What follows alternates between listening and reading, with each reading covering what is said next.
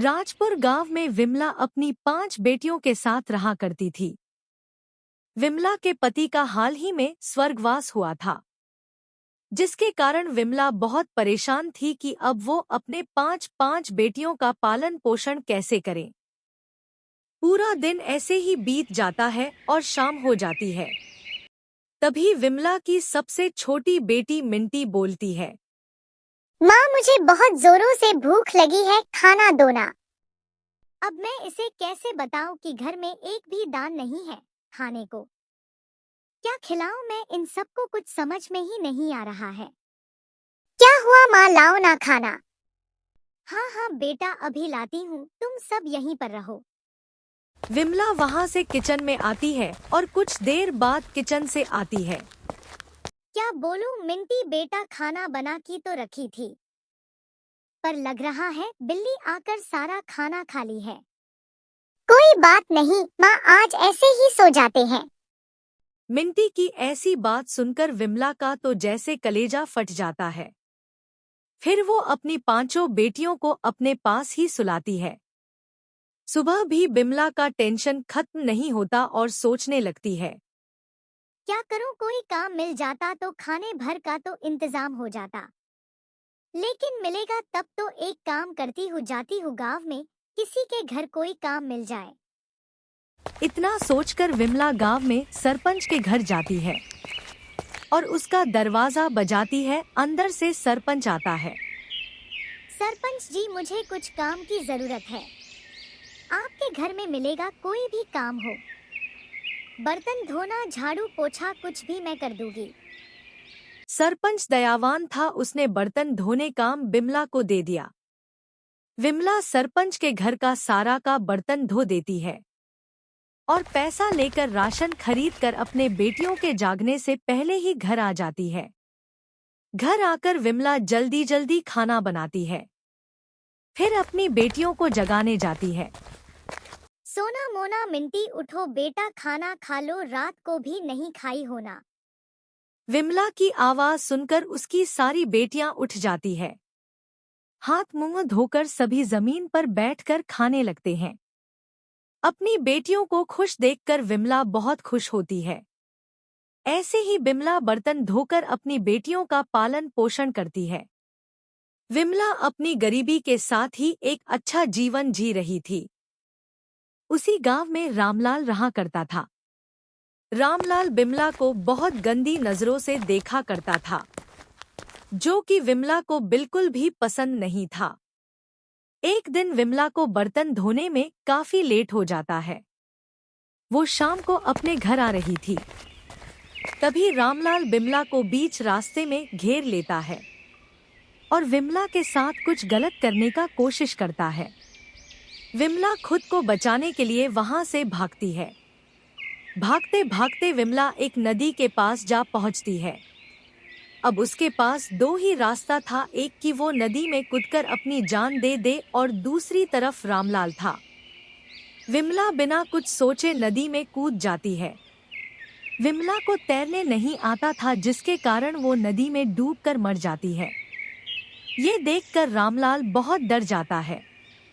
इससे पहले कि मुझे यहाँ कोई देख ले, मुझे यहाँ से भाग जाना चाहिए। इतना कहकर रामलाल वहां से अपने घर भाग जाता है। विमला मरने के बाद चुड़ैल बन जाती है। रामलाल, तूने मेरे साथ अच्छा नहीं किया, मेरी 5 बेटियां मेरे बिना कैसे रहेगी। अभी फिलहाल मुझे घर जाना चाहिए, पता ना मेरी बेटियां कैसी होगी। फिर चुड़ैल वहां से घर आती है तो देखती है कि उसकी बेटियां भूख के मारे तड़प रही थी। चुड़ैल को देखकर विमला की 5 बेटियां डर जाती है। मम्मी बचाओ हम लोगों को, आप कहाँ हो पता नहीं, ये चुड़ैल कहाँ से आ गई। अरे मेरी बच्चियों, तुम डरो मत, मैं ही हूँ तुम सबकी माँ। फिर चुड़ैल कुछ पल के लिए विमला के रूप में आती है और फिर चुड़ैल बन जाती है। उसके बाद 5 को भरोसा हो जाता है कि वही उसकी माँ है। अपनी बेटियों की हालत देखकर चुड़ैल बहुत रोती है। साथ साथ उसकी बेटियां भी रोने लगती है। अरे मत रो मेरी बच्ची, मैं अभी तुम सबको खाने के लिए कुछ लाती हूँ। वहां से निकालकर चुड़ैल सरपंच के घर जाती है और सरपंच के दरवाजा बजती है। अपने दरवाजे पर सरपंच चुड़ैल को देखकर एकदम से डर जाता है। आप डरिए मत सरपंच जी, मैं आपको कुछ नहीं करूंगी। मैं विमला हूँ। मुझे किसी ने धोखे से मार दिया जिसकी बाद में चुड़ैल बन गई हूँ। आप मुझे थोड़ा खाना दे दीजिए, मेरी बेटियां भूख से तड़प रही है। सरपंच चुड़ैल की बात सुनकर अंदर जाता है और एक थैली में कुछ खाने का लाता है और चुड़ैल को दे देता है। चुड़ैल वो खाना लेकर घर आती है और अपनी बेटियों को खिलाती है। रामलाल, तुझे तेरी करनी का सजा मैं ही दूंगी, बस मुझे तो मिल जा।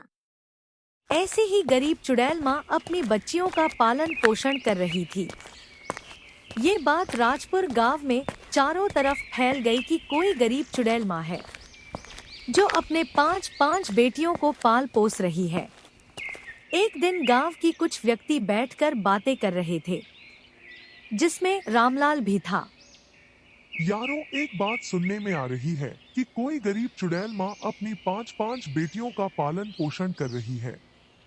हाँ परमेश्वर भाई, मुझे तो उसे पर दया आती है कि किसने उसे धोखे से मार दिया। बेचारी आज जिंदा होती तो अपनी बेटियों के लिए क्या क्या नहीं करती। अरे भाइयों, उससे कई बार सरपंच जी पूछे भी है कि कौन तुमको मारा है, बताओ, हम उसे सजा अवश्य देंगे। पर वो चुड़ैल इतनी अच्छी है कि उसे किसने मारा है वो बताती ही नहीं है। रामलाल सबकी बातें सुनकर हैरान रह जाता है और उदास भी हो जाता है। सच में मैंने विमला के साथ बहुत गलत है किया उस दिन। मुझे ऐसा नहीं करना चाहिए था। बेचारी की 5 बेटियां, मुझे तो पता ही नहीं था।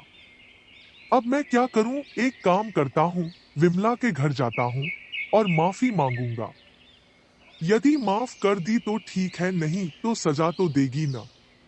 रामलाल उदास होकर वहां से जाने लगता है। तभी परमेश्वर बोलता है। अरे रामलाल भाई, आपको क्या हुआ? आप कहाँ जाने लगे? बस कुछ नहीं, आप लोग बात करो, तब तक मैं आता हूँ। एक काम याद आ गया। ठीक है, तब जाइए। रामलाल उदास होकर चुड़ैल के घर आता है। रामलाल को देखकर चुड़ैल पूरे गुस्से में आ जाती है। चुड़ैल जी, मुझे माफ कर दो। उस दिन आपकी जान मेरे कारण गई थी। आप जो चाहे वो सजा दे दो, मुझे मंजूर है। रामलाल, गलती करना बड़ी बात ना है, गलती करके गलती स्वीकार करना बड़ी बात है। खैर, तुमको अपनी गलती का एहसास तो हुआ। यदि आपको मुझ पर भरोसा हो तो मैं आपकी 5 बेटियों को गोद लेना चाहता हूँ और इन सबको अपनी बेटी बनाकर रखना चाहता हूँ।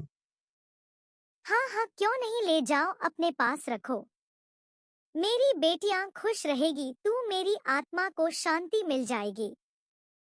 और हाँ, याद रहे, यदि मेरी बेटियों को जरा सा भी दुख दिए तो मैं तुझे नहीं छोड़ूंगी। ना ना, एकदम अपनी बेटियों के जैसा रखूंगा। फिर रामलाल चुड़ैल की 5 बेटियों को अपने घर लाता है और बहुत ही अच्छे से रखता है। किसी भी चीज का कमी नहीं होने देता है। अपनी बेटियों को खुश देखकर चुड़ैल की आत्मा को भी मुक्ति मिल जाती है और रामलाल अपनी 5 बेटियों के साथ हंसी खुशी से रहने लगता है।